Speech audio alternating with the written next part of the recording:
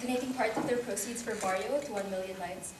We've already selected a community where the money that would come from Barrio would go to, and it's going to go to families in Rizal in the Philippines to give out solar-powered lights to a rural community without access to electricity.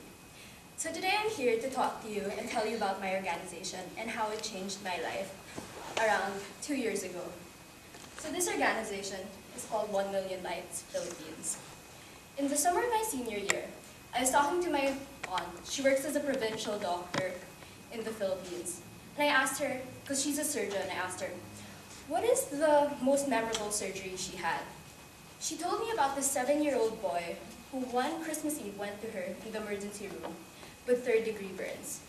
This is a graphic picture of how he looked like when I met him, which is around 14 years later. Looking at it, it looks really, really bad. But that wasn't what struck me about this incident. What struck me was the fact that this incident was so preventable. He was studying late at night. Yeah, it was Christmas Eve, but he was studying, trying to get good grades, using a kerosene lamp when he accidentally knocked it over on himself. And because of that one incident of using a kerosene lamp, something which he spends almost $1 a day on in order for him to gain 2 to 3 hours of lighting, was actually a hazard to him, was something that could kill him, and was surely something that has caused accidents to so many other Filipinos. Because of that story, I thought there had to be a way around this. If you're working so hard in order to change your own life, maybe through something as simple as a light, then there had to be something so much more sustainable. So my friend, this is Mark, he's my co-founder at 1 Million Lights, thought of this brilliant idea: why don't we give out light? We realized that if you think about it, lighting is a basic need. It's like food, it's like shelter, it's like water. It's something that each and every one of us wouldn't be able to get through our day-to-day lives without having. So from there, we thought we had an opportunity to change a life in such a way that we were able to give them light that was clean, safe, and affordable. If you think about it, a solar-powered light costs $15.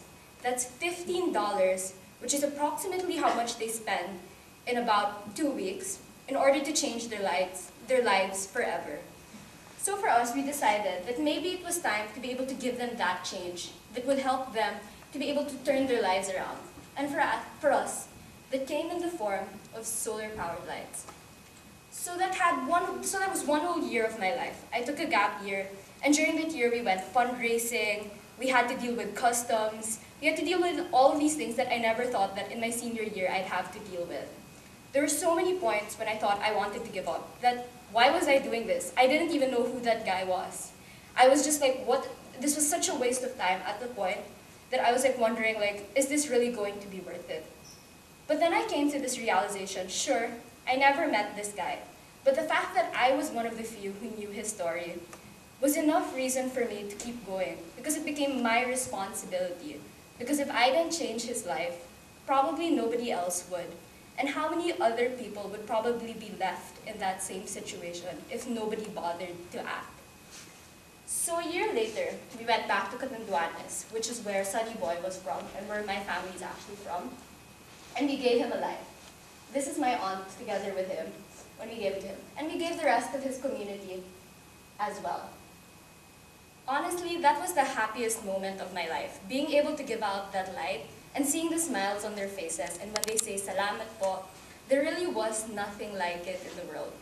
And that was something that made me realize that maybe I shouldn't stop there, that this is just one community of actually 23 million Filipinos. If you think about it, the statistic is there's almost 100 Filipinos, right? So that's around what, 1 in 4?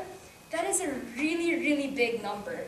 And if you think about it, there are still a lot more who, even if they do have access to electricity, aren't able to utilize this because they're poor, they're not rich enough to be able to afford 5,000 pesos a month in order to install this. That's around more than $150 in a month in order for them to get electricity.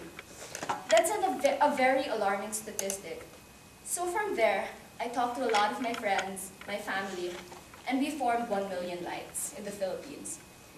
What I realized was the most heartwarming experience about all of this was that I was doing something that I loved with the people I cared about most in the world, my friends and my family. And together, we were able to go to so many different places and give out 4,000 lights. By the end of April, we would have been giving out 5,000 lights around the Philippines, but by the end of the year, we will hopefully be able to give out 10,000 lights. So we've gone to relocation centers for typhoons, we've been to urban slums, we've been to Mangyan communities and Ifugao communities, we've been to schools, and that was honestly the most life-changing experience for me. We've gotten stuck in rivers, I've had to eat fried frog, and in all of those experiences, and I got to ride a caravel. Those are experiences that I wouldn't trade for the world. Things that if I didn't want to get out of my comfort zone and try to give out light, that I wouldn't have been able to. In the end, I realized that giving light isn't just a responsibility. It's a privilege to be able to go to these communities, to share in their cultures, and to experience so many things outside of what normal life really is. And in the end, when we gave out light, we realized it wasn't just about replacing kerosene lamps. We were able to create a tangible difference in terms of the fact that they were more productive. If they were using a kerosene lamp, like in the picture, can you imagine you're stranded in the middle of an ocean at night fishing, that's 12 hours using just a tiny lamp, and we were able to replace it with something a lot brighter that was able to help them increase their productivity. We were able to empower women by giving them the opportunity to develop other forms of livelihood. This is Ate Susana, and here she's making her own brews. It became a secondary source of livelihood for her family. We were also able to help kids be able to study at night, or even to play at night. But these were just some of the changes we were able to give them. At the end, I realized it wasn't just about the time we were able to give at night, because now they didn't have to sleep or wake up based on when the sun rose and when the sun set. Instead, now we gave them hope. Because these communities are the last mile, the areas that no one in the Philippines cares about because it's simply so hard to get there, or it's simply not economically efficient to light up these communities or to provide them with basic services. By giving them a light, it's a first step. You tell them that you care, you tell them that you believe in them, and that they too can empower themselves and change their lives. And for us, that's when we've achieved our goal, which is change you can see. By the end of the year, we'd be going to all of these places, and this is where you can help. First of all, you can join us in fundraising, which is what BDA has already done. But more than that, I think the bigger goal of 1 Million Lights is to empower other people, to realize that there's so many things that have to be fixed in the Philippines, and it's each and every Filipino's responsibility to be part of that, to be a light to other people in their own ways, to raise awareness on the issues in the Philippines. And for me, that's what I try to do with 1 Million Lights Philippines. Thank you very much.